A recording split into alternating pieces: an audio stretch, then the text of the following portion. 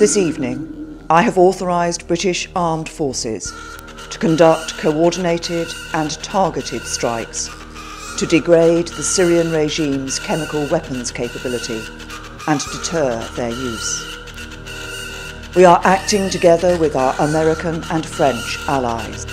My fellow Americans, a short time ago, I ordered the United States Armed Forces to launch precision strikes on targets associated with the chemical weapons capabilities of Syrian dictator Bashar al-Assad.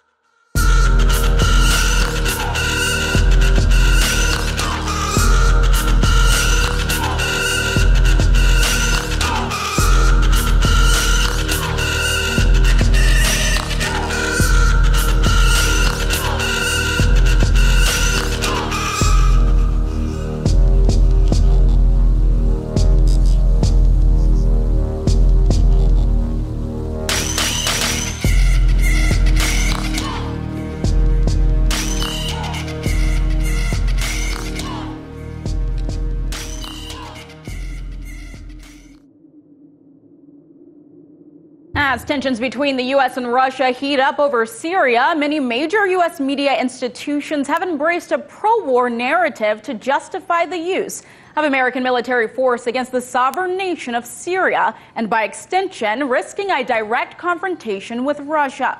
A recent article from Fairness and Accuracy in Reporting, titled "Major Papers Urge Trump to Kill Syrians, Risk World War III."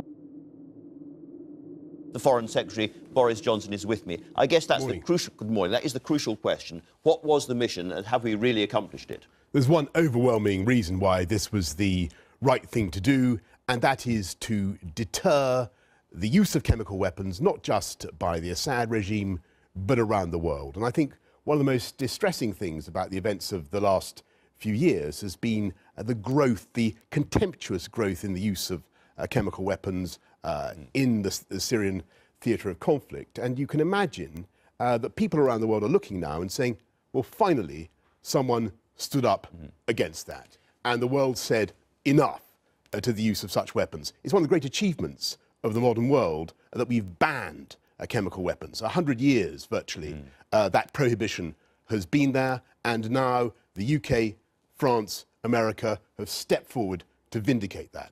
But it's also clear that because we had to warn the Russians in advance of what we were doing, so we didn't kill lots of Russians and start World War III, they will have told Assad he has moved stuff out. Do you think he still has weapons capability of that nature? I can't answer that question. Clearly, the strikes were successful on 3 important sites, but the overwhelming purpose, the mission, was to send a message that after years now in which we've seen a series of chemical weapons strikes, 4 of them, by the way, authenticated by the OPCW Joint Investigative Mechanism, dozens of other attacks of which we have testimony. Finally, the world has said enough is enough.